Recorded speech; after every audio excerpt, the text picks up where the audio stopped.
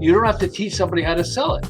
You were passionate about your book, but you didn't like the title, so you came up with the title. When you had the title that was right, you loved it. I work with Jack Canfield, who wrote Chicken Soup for the Soul. Yeah. He loves the book. By the way, he gave it to all the people. He hated me because he said, I have so many books to read. I started reading your book and I couldn't put the damn thing down. And I'm like, I'm sorry. Can I use that as a quote? And so I got video of him talking about it. But he's telling me that he wrote the book, and he was going to call it 101 Motivating Stories That Will Change Your Life. But it's kind of logical, and it's, he was saying it bothered him that's what he was just going to call it. So it was after about a month of, sleeping, he woke. Sit back and relax and get ready for another exclusive episode of the Online Marketing Secrets Podcast with Lopez. This episode is brought to you by the best AI software online called Goody. That's Goody.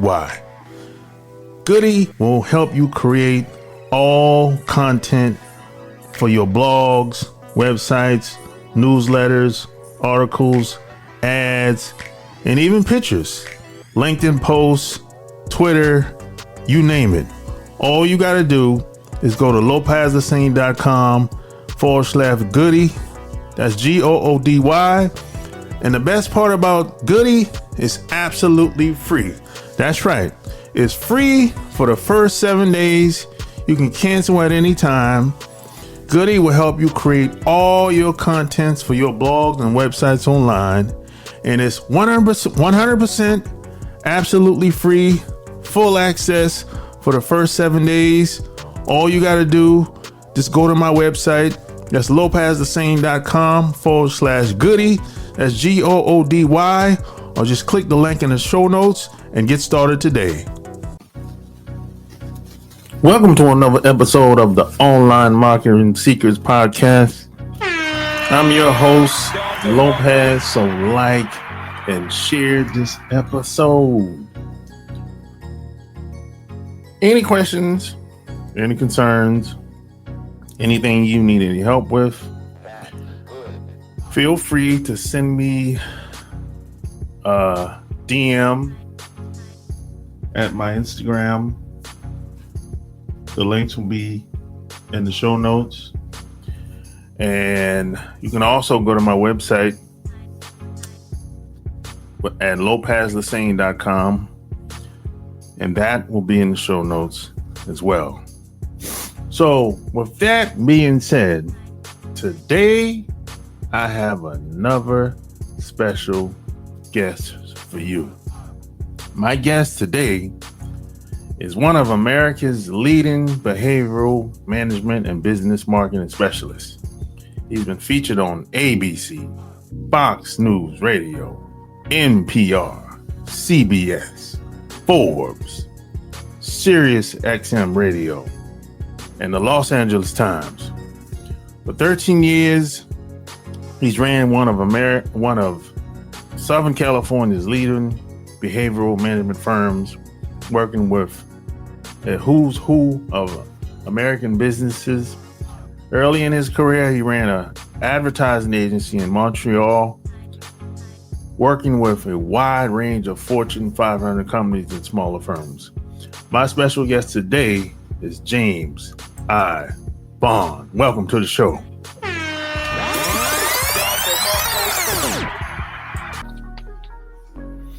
So, where you from? We're originally from Montreal. Okay, that's nice. So how'd you get in the world of marketing and advertising? Because this is not something that most people don't go to school for, especially as long as you've been doing it. So how'd you get started? Well, actually, I went to college, but I never completed it. And I went to college, and they put me in mechanical engineering because I was good at math. But they didn't realize I loved art and English and stuff like that. And I worked part-time as a coach with a famous photographer in Montreal.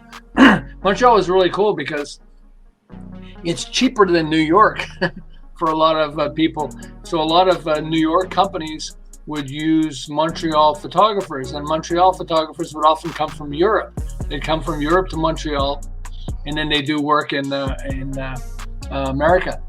And I ended up working with a couple of famous photographers, and I learned photography, and I ended up working in a studio.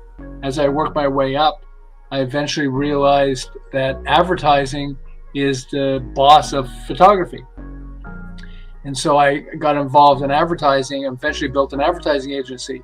When I did that, I learned that that marketing is the boss of advertising, because advertising is, communicating a message, trying to sell stuff, but you're still communicating a message. Whereas marketing is, what's the message we want? What's the process we want? As time went on, I actually got involved with and became one of America's leaders in behavioral management, because I realized that behavioral management is the boss of marketing. It's like, you don't just want to communicate a message. What do you want? You want people to buy your product. You want people to figure stuff out, to understand your business. I'm lucky because I had famous people like Warren Buffett's team. When Warren Buffett started buying companies, they brought me in because, to change the habits and behaviors of a lot of people.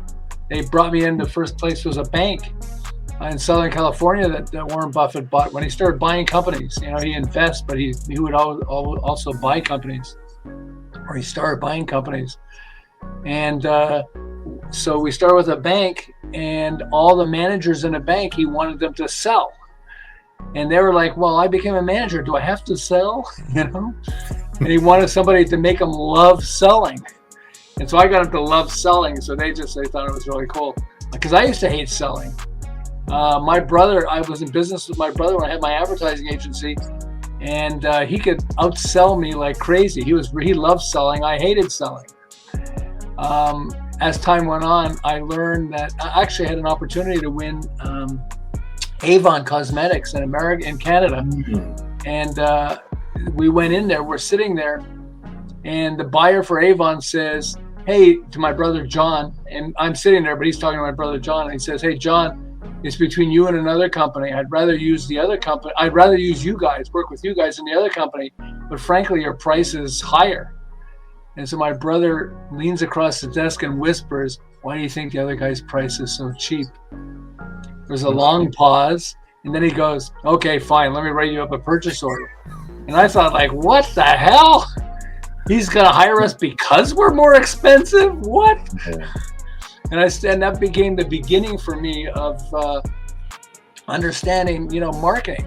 And I became fascinated by the science of marketing. I had an opportunity to win the anti-drug campaign in America. We work our way up. I work my way up. Eventually, family and business doesn't always mix.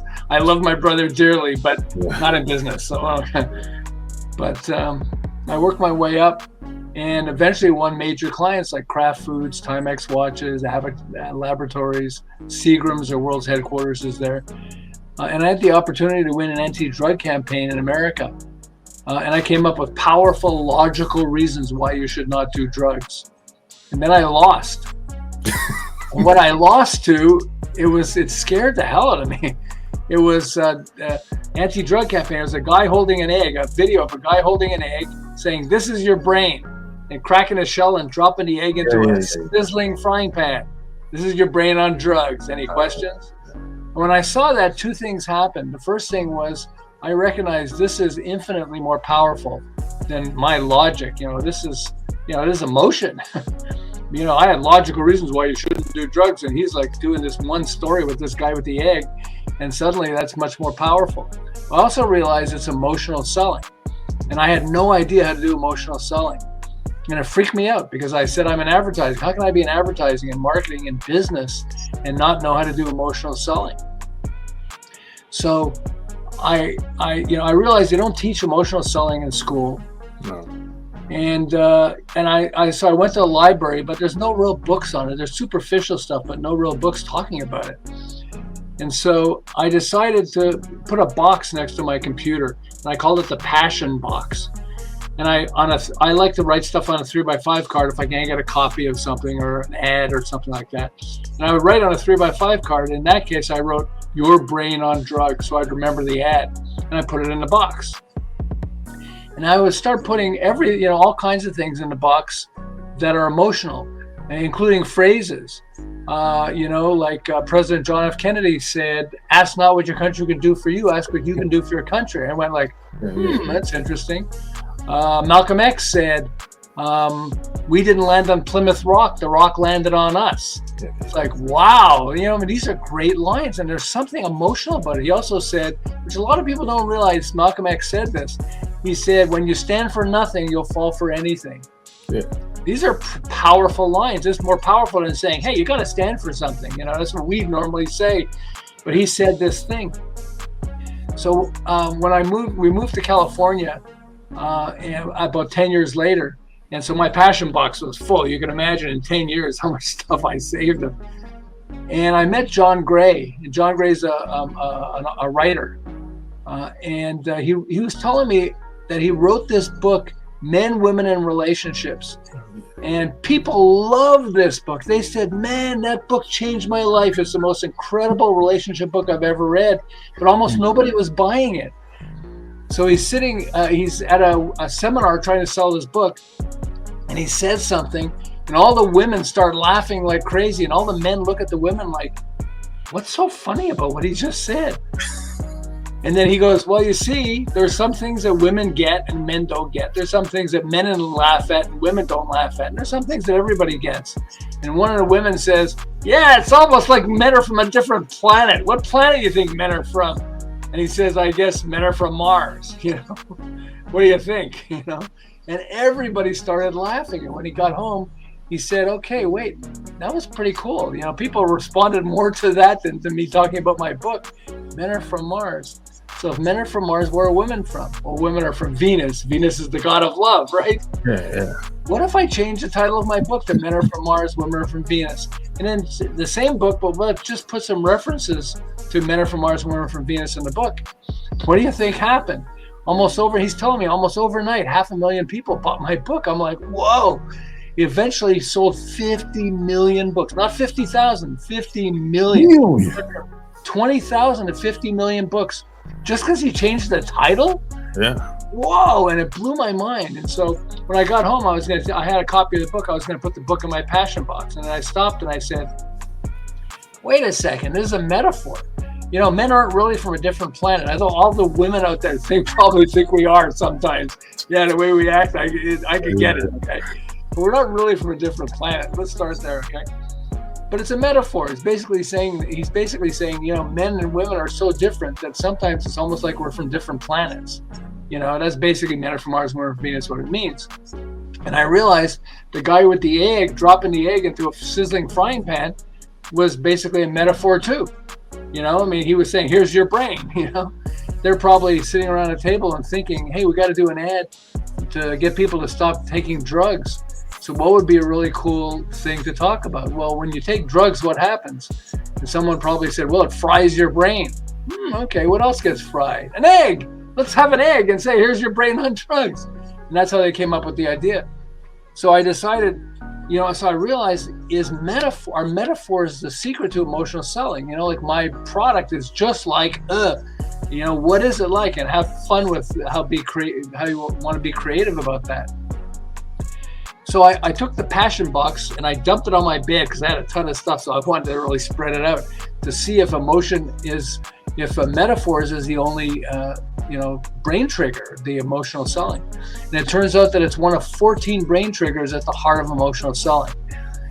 And I thought my brain was going to explode if I just figured out something that nobody's figured out,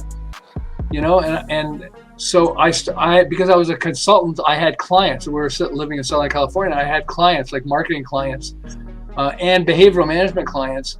And I started applying it on clients, and it blew my mind because suddenly sales exploded. And I went like, whoa, if I just figured out something nobody else has figured out. There were these three guys who had a construction company that I was working with. And it was 10 years old. After 10 years, they made $2 million of sales. That's not bad, $2 million of sales, right? Ha! I said it. Just kidding. I got to practice brain glue on them. They went from 2 to 10 million in sales in 1 year. And then 32 million they reached 2 years later. And I freaked out because I was like, is this legal? Like, what am I just I'm not supposed to be doing? Why he is making so much money? But it turns out that people make a fortune who apply this. And also I talk about people who make a fortune because when you start to understand how it works, how these tools work, you realize like, wow, this is really powerful. I'll give you some examples. So let's say you create a glue, okay? And it's a really cool glue. There's some better glues, but I think this is a really cool glue. So glue, you start with a metaphor. It's just like what? It's as strong as an elephant, okay? Well, there's a tool, a brain glue tool that's called alliteration, the repetition of sound, and it's like Coca-Cola, Best Buy, PayPal, TikTok, Marilyn Monroe. You think it's a coincidence that they have sounds that repeat? Yeah. No. And so they're thinking glue. So Gorilla Glue, let's call it Gorilla Glue. Gorilla Glue exploded in sales because they came up with this tool that uses a metaphor. It's like it's glue that's strong enough that it's like a gorilla, and good Gorilla Glue. It sticks together. There's Famous Amos. Famous Amos cookies. He was fabulous, okay? And he made some of the most incredible chocolate chip cookies you've ever had. They're small things and they're fun and everything else. But part of why it became so famous was because of the name, Famous Amos. It sticks together like glue. So, if you take these terms like, if the glove doesn't fit, you have to acquit. Yeah. Okay, O.J. Simpson in a trial with Johnny Cochran. I mean, Johnny Cochran's friend actually came up with the phrase. But I remember there were 2 women who were being interviewed after the trial, and the interviewer said, with all that evidence against O.J., how come you found him not guilty? And there were 2 of them. One of them said it while the other one's nodding her head in agreement. And she said, we knew if the glove don't fit, you have to acquit. The glove didn't fit. We had to acquit. It sticks to the brain like glue. Yeah. If you take and so rhyme is one of those tools that works really well. There's also this one called chiasmus. That's what, it's a flip, So I'll give you an example. So I'll give you the example with Malcolm X. We didn't stand. We didn't land on Plymouth Rock. The rock landed on us. The opposite. Okay. When you stand for nothing, you'll fall for anything. Flip. All for one and one for all. Yeah. And it's called chiasmus, which is this flip. And so when you say something, I got humor that goes like this. It goes. I'd rather wake up and pee than pee and wake up. How about that one? Okay. Yeah. When you stand for nothing, you fall for. It's more powerful when you say it as a flip, than if you just say, hey, And I love that phrase. When you stand for nothing, you'll fall for anything. All of us, we talk to people. We try to talk somebody into something. So we'll say something like, hey, come on, you got to stand for something. And they'll accept it or not accept it. But when you use that tool, when you stand for nothing, you'll fall for anything, it sticks to the brain. And people go like, oh, wow, And there's just so many of these tools that stick to the brain. Rhyme is a popular one. Oh, yeah. I was thinking of Jack and Jill went up the hill. I could be at my deathbed and someone said, hey, James, what? I'm dying, what? But Jack and Jill went up the hill to fetch a pill of what? I haven't heard this for years. I'm old, 50 years ago, 60 years ago, maybe. And yet I still remember it like it was yesterday. So there's certain things that stick to the brain like glue. And it's really powerful that when you can come up with, you come up with a product and you're trying to, sell it. And if you can come up with a name that's really cool, then it blows your mind, but it gets people buying your product like crazy. There's a mom and son in Montana, in Utah, and they love Shark Tank, the TV show Shark Tank. Mm-hmm. And so the mom said to the son, wouldn't it be cool if we can actually invent a product and get on Shark Tank, we'll probably get rich because if they invest in us. So they're thinking, oh yeah, that's really a cool idea. Of course, if you have a job, Shark Tank's awesome. And so it took about a month, and the mom was constipated. So when she went to the bathroom, she had a hard time. So the doctor said to her, when you're on the toilet, if you raise your feet 6 to 8 inches off the floor, it helps. It changes the shape of your body, and it becomes easier going to the bathroom. I don't want to get too much into this, but and they're going, oh, wow, that's really a cool idea. And then she says to her son, maybe that's something we should come up with, a little toilet stool that wraps around the toilet. And when people are on the toilet, they slide it out and put their feet on it if they want. That's a really cool idea. So they found a manufacturer to manufacture it for them. And they were able to buy them for like about $4 or $5 each, and they could sell it for $20. So, we can make some pretty good money, but we need a cool name for it. So they said they start with a logical name. And it's a toilet stool. But they're going, that's not a really good name, toilet stool, So what's another word for toilet? Potty, like porta potty. You ever see those? Porta potty. So potty. Potty's a cool name, and you're kind of squatting. Squatty potty. Let's call it the squatty potty. Squatty potty sales exploded. These are two people with no business experience. In less than 2 years, they had $100 million of sales. All because of the name. I was in a hospital just a couple of months ago, almost 3 months ago, for heart bypass surgery. Not fun. And I'm sitting and talking to a nurse, and she says, so what do you do? So I said, I just wrote this book, Brain Glue, and I start telling her the story of Squatty Potty. She says, I got to tell you this. I'm a nurse.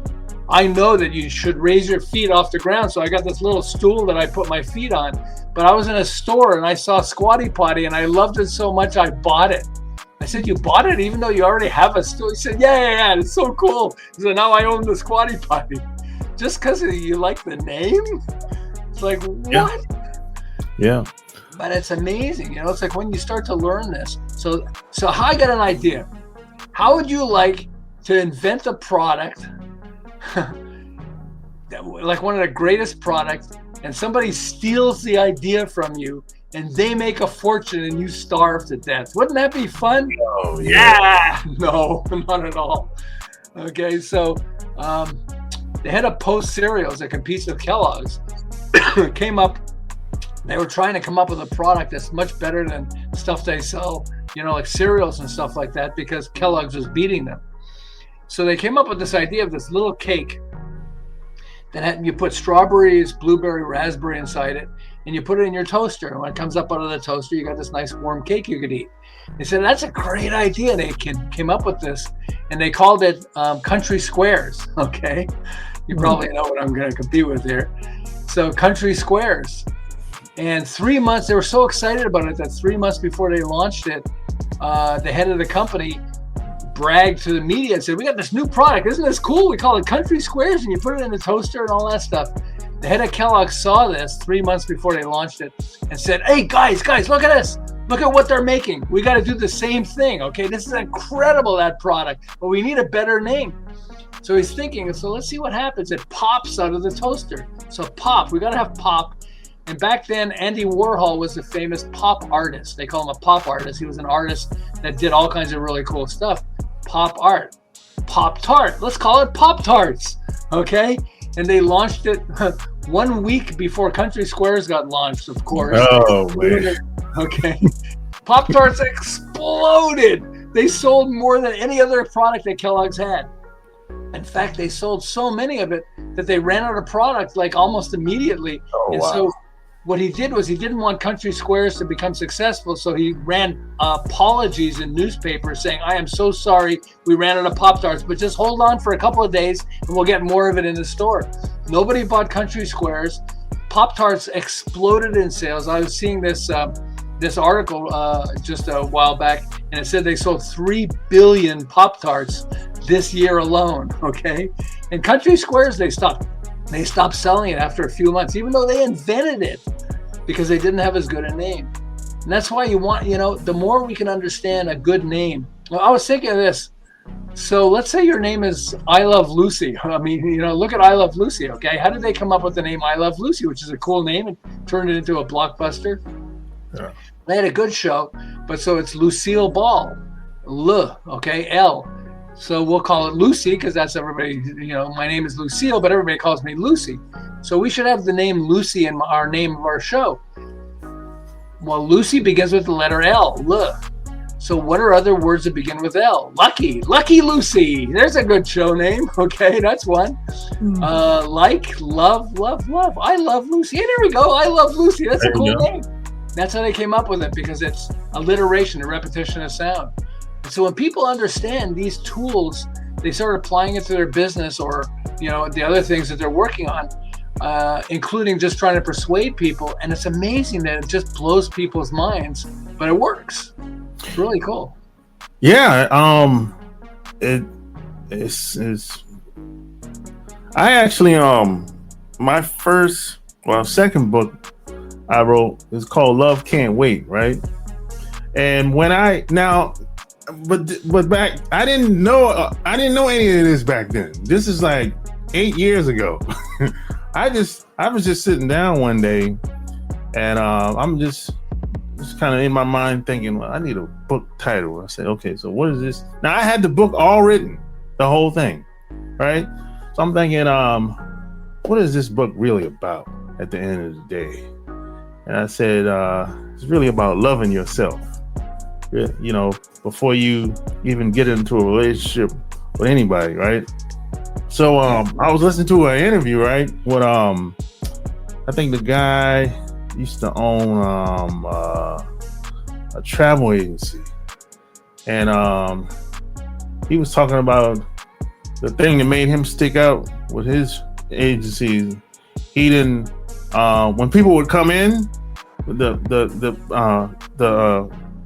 set up trips or whatever, regardless of what it was, hotel, flight or whatever, they would come straight to the office. He didn't have them sitting in the lounge waiting around, right?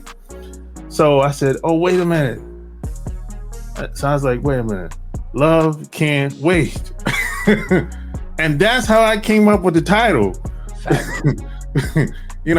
I didn't know. I was just sitting around. I was just thinking different ideas were coming in or whatever, And then, first I thought I had another title. I think it was something like something silly, but it was a very bad title. And when my book got released, man, that thing took off. I was shocked. I didn't know I didn't know what to do with the money. Don't worry about it. Yeah, really. But you know why it worked? Because it's passionate. Yeah. I hated selling when I was young, and I went to a Zig Ziglar workshop when I was young, and Zig Ziglar had this great line. He said, "Selling is nothing more than a transference of passion." If you're passionate and you can put passion into describing it, then you can sell a lot more.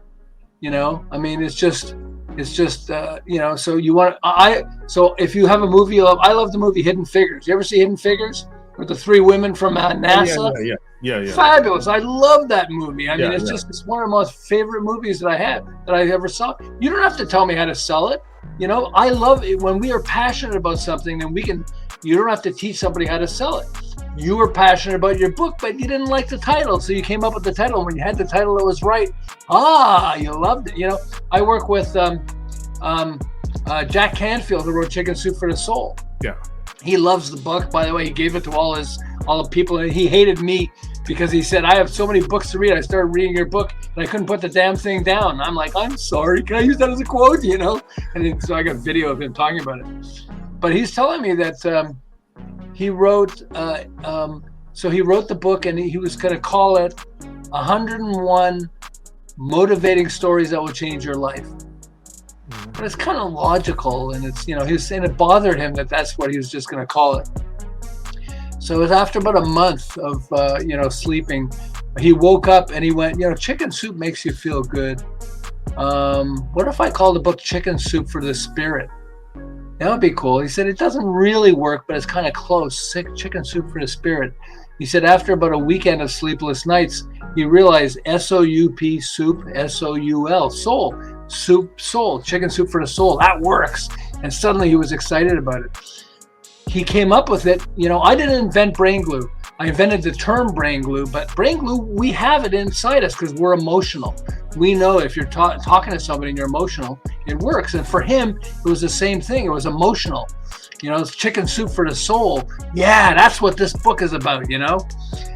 And he told me he wrote 60 other bestsellers, but none of them all of them had logical titles. This was the only book that really had an emotional title. And this sold 500. He sold 100 million Chicken Soup for the Soul books and 400 million of the other. Chicken Soup for the Teenage Soul, Chicken Soup for the Cancer Survivor Soul, etc. That's 500 million books. That's a lot.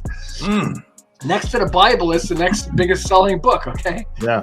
But it sold so well, because there were great stories, but it also sold well because the title resonated with people. Okay. Yeah. That's the thing, you know. I didn't realize how powerful a book title. Well, not only a book title, just any title of almost anything. The way you speak, could be a banner, advertising. I didn't realize how it hooked people until I got older. Yeah, exactly. I have this friend that was basically closed-minded, and I'm trying to tell him, you know, can you be more open-minded? It'll really help you. But if I said that, he would have said, shut up, go away. Don't tell me I'm closed. That's how it works. So I'm thinking, what's a good way to say this? So I want him to have an open mind. So what else works better when it's open? An umbrella works great when it's open. Yeah. A parachute. How do you like to jump out of the plane and the parachute doesn't work? No. Okay, parachute works better when it's open. A book. You could buy a book, but if you don't open it, you're never going to benefit from it, or you probably won't. Okay. So I thought, let's pick a parachute. So I said to him, your mind is like a parachute. It works better when it's open. And he goes, Why, you think I have a closed mind? I said, well, I'm not saying that, but what I want you to know, that your mind is like a parachute. It works better when it's open, doesn't it? He says, yeah, why? What do you think? And then we got into a conversation. But if I would have told him, you got a closed mind, he would have said, shut up, go away, screw off, My friend, he's, crazy sometimes, but he's good. Yeah. So but I just think, when we learn how to use these tools, it helps. Yeah. So what's it like working with big companies? Because, we see a lot of commercials on TV and, we see these taglines. They don't do it well. No, they don't. Sometimes they're saying and doing stuff in the commercials, especially when it's around the Super Bowl. I have no clue what the product is, what it does most of the time. So how is it working with big companies? So big companies have an advantage because they can spend like $5-10 million. If you're going to spend that much money, and it's going to stick, even though, but brain glue works while it helps small. So there are these two guys in Southern California.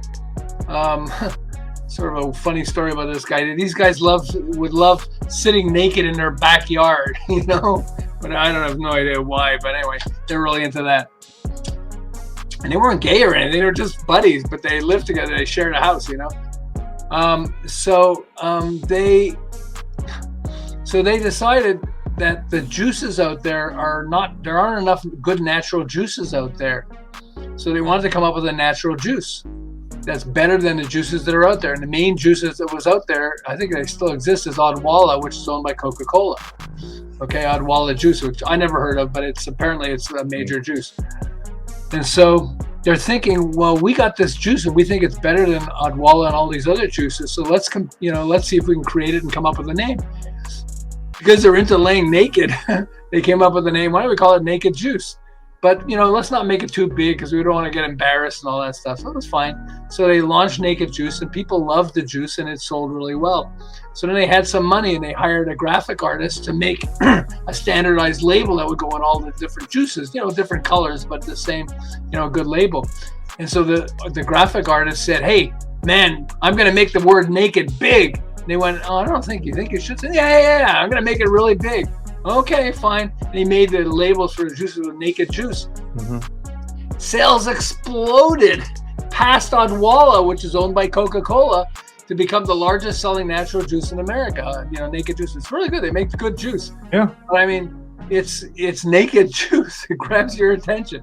I work with Warren Buffett's team. Okay, Warren Buffett. They brought me in when they started buying businesses, and Warren Buffett has great lines. He says, "Only when the tide goes out do you discover who's been swimming naked." It's like, what? Yeah. Okay. But naked grabs your attention, Naked Juice grabs your attention. So when you understand keywords and you can use keywords, it really grabs your attention. There was an ad. I have a TV next to my computer. Okay. I don't normally have it on, but I had it on this day for whatever reason. I'm doing work on a computer. And then I have a commercial for Blue Emu. And Blue Emu is the stuff that if you have arthritis, you put it on your joints, and your elbows and stuff like that. Blue Emu. I don't care, And they had a famous baseball player who was talking, and I was barely not even listening to him until he said this. He said, "Blue Emu, it works fast and you won't stink." What did he just say? What did he just say? And from that moment forward, I was like watching TV to see what the heck is he talking about. It works fast and you won't stink. But that's a trigger word.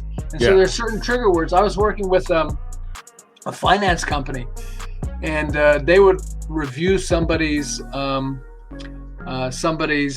insurance policy. And they would look at the insurance policy and find a bunch of problems on it or errors or whatever else it is. And they would say, "Hey, did you see the insurance policy? There's a lot of stuff on here that I don't think you'll like." People go, "Oh, okay, let me see it," and blah, blah, get into conversation. But I taught them, let's use the word, let me remember this word. Anyway, a tricky word, okay? I don't want you to vomit. It's vomit is the word, okay? Okay. And I said, let's do this. You look at, let's pick somebody and I'll sit with you and I'll say this, okay? So we're sitting with this prospect, and I said, we're looking at your insurance policy. I don't want you to vomit, but have you seen what's in this? And they went, what? Because I used the trigger word vomit. I'm teaching them vomit. What? They would say, if you get old, like 80 years old, and you don't have any money, you run out of money, you got to get a job. So who's going to hire you? I guess Walmart could hire you.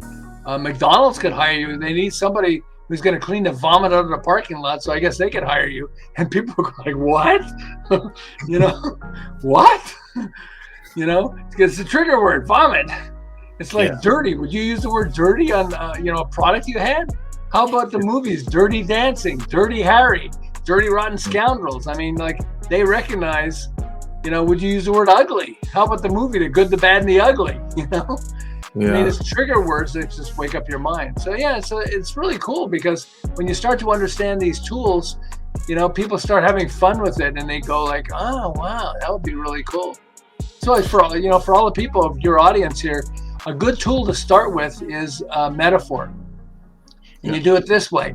You complete the sentence, my product or idea is just like what? And pick a crazy one, okay? My book is so good, it grabs your attention. It's like a naked man running through your backyard, Does that grab your attention? Well, if you want people to grab your attention, here's the naked man running through your backyard, So, but just have fun with it. And then, come up with the craziest idea possible. My book, my product or my book is just like, and you have fun with it. You don't have to pick that one, but at least it'll get your ideas going, your mind going, it'll get you brainstorming, so you'll start to come up with something that's really good. Yeah, man. And a lot of this stuff can be applied in almost every aspect of your life, especially persuasion. Exactly. Persuasion. You're trying to persuade somebody. That's what I'll go back to President John F. Kennedy and Malcolm X. I love their quotes, ask not what your country can do for you, ask what you can do for your country. He's trying to get people to submit, to help, and Malcolm X, with his, it's just fabulous. It's just it works because it helps us interact with them. So we say something and they go, huh? Yeah, that's what you want. Whoa, look at that. What's this? The book, Men Are From Mars, Women Are From Venus. I was in a bookstore. I'm looking at book, Men Are From Mars, Women Are From Venus, book, Men Are From Mars, Women Are From Venus? What the heck's that? Picked it up, which just gets you to buy it. You have to pick it up first, right? And that, that's part of how they sell so much. So if you're trying to sell something, an idea or a product, you want to wake up the brain. And that's what brain glue is all about. It wakes up the brain so people go, Yeah. So how did you know you were good at this? At what point did you know you're like, hey, you know what? I can do this. I can show other people how to do this. How did you know? Well, it took a while, but as a consultant, I get to practice on clients. And usually as a consultant, we do 80-20. 80% of the stuff we do, we know works. It's the easy stuff. And 20% of the stuff, we'll experiment. Hey, so when I came up with brain glue, I would start applying it to clients and suddenly had fantastic results. I was saying I had these three construction guys, and I took them from they had 2 million of sales after 10 years. And in 1 year, I took them to 10 million of sales, and then they reached 32 million 2 years later by changing how we define their company. And prospects started laughing. We call them the fire extinguisher for insurance companies. You're a fire extinguisher? Yeah. Every time you get a client that has a fire, call us. We're your fire extinguisher. Prospects would laugh, but they would call because they remembered us. Because fire, I said to these three guys, so every time an insurance company has a client that has a fire, what's a trigger word? And they went, I don't know. I said, think about it. Every time they have a fire, and one of the guys says, is it the word fire? Yeah, so let's come up with something that has fire in it, and we'll use that. And it turned out to be fantastically successul. But so it's just, I got to practice with clients, and we tried stuff. But it works. I have this guy with I'm getting my hair cut, and this guy says, I'm thinking of starting a franchise for a haircutting franchise. What would be a really cool name, do you think? And all these people are in the haircutting place. And I said, well, haircut, haircut. How about Haircut Hero? We're haircut heroes. And they went, whoa, that's a cool name. Haircut Heroes. That's a cool name for a haircut place. Yeah. Yeah. So how'd you come up with a new book title? My book title had three. This is the third name for it. This is the one that's permanent, okay? Because the book is all about brain glue. But I was reading about this guy Carey Smith, who had a fan company, made really big fans, okay? For farms. Yeah. Okay, yeah. And he called it this weird name, something fans, whatever it was, and it's just it's sold. Okay, fine. It's like in a barn. If you have horses or cows, you're not going to put air conditioning. You put a fan. In a big warehouse, they often don't put air conditioning. They put fans. Mm-hmm. And so he was selling them pretty well. And some guy was asking him, what's your fan like? He said, well, it's a big ass fan. It's a big ass fan? Yeah. Whoa, okay. He says, yeah, they have to be big ass fans if you're in a barn, And he went, so he was floored by the fact that the guy was blown away by big ass fans. Whoa. And so he's thinking, what if I run an ad for big ass fans? He ran an ad and it sold like crazy. So he went, maybe I should change the name of the product in my company to Big Ass Fans. Sales skyrocketed. He made a fortune, okay? So I'm thinking, okay, ass. There's a word I could use. So the first title of my book was Dump Your Half-Ass Marketing Strategy. And it sold really well. But then Amazon contacted me and said, we're going to stop you from advertising on Amazon because we don't like swear words. I'm like, oh, really? You're kidding. Nah. I said, no. Yeah, we don't want a swear word in your book, So I'm like, oh. And I had 80 reviews. When you get about 100 reviews on a book, Amazon starts promoting you even more, And so I said, well, I got 80 reviews. Would you let me change the title and keep the reviews? And they said, well, we don't normally do it, but because we're pushing you to change the title, okay, but only this. So me, like an idiot, because I'm a logical guy, I came up with a logical title. Sell More with a Right Brain Marketing Strategy was the title. Yeah. Okay. So, and it sold okay. But when I met Jack Canfield, who wrote Chicken Soup for the Soul, he said, I love your book. I'm giving copies to everybody in my company. I'm forcing them to use it and apply it and everything else. I said, oh, wow, that's great. Could I get your quote for it? Would you give me a quote for it? He said, on one condition. What? You got to change the title of your book. I said, like, really? He said, yeah, your whole book's about brain glue. You're teaching us how to sell emotionally, and you got a logical title. What are you doing? You're an idiot. I said, I'm sorry. He said, no, you got to change the title. You're teaching us to sell emotionally, and you got a logical title. You got to change the title to brain glue, because that's what the whole book is about. I'm like, do I have to? He said, yes. And then I'll give you videos and everything else. I love your book. And so I had to change the title. But it's one of the things, when we're coming up with a title, you always start with a logical title. Like my book is whatever else it is, okay? Like Jack Canfield said, it's 101 stories that will, motivate you, whatever. But then from that point forward, once you have the logic, then you want to change. You want to come up with an emotional way to describe it. Like you had with yours, you had your title, and then you said, it's not really working with me. I want a title that's gonna help people understand emotionally what this is. And you came up with an awesome title, and that's what we want. Is we start with a logical title like toilet stool, and then you work on that. And you apply brain glue tools, but you work on that, and you come up with a better name. And, that's basically how it works. So logic is great. We understand that. If we're trying to solve a problem or invent a product or whatever else it is, we'll often use logic. Got it. We're logical people. But when you describe it, you have to, I'll go back to what Zig Ziglar said. Selling is nothing more than a transference of passion. You have to have a passionate way that you describe it, because that triggers the emotion side of the brain. And they go, whoa, hey, yeah, let's get that, and basically that's the essence of all this is you have to be emotional if you want people to buy a lot of your products or to buy into what you're trying to sell or say. That's great, man. So if people wanted to find out more about you and where to get your book, where would they go to? Well, yeah, Yes Brain Glue is a good way to do it. If you go to yesbrainglue.com, then I've got lots of information on that and some quotes and things there, but elements of it also. I think they'll like that. Yesbrainglue.com. There you have it. Like, share this episode. Go get the book. I'm going to get my copy. Until next time, we're out. Peace.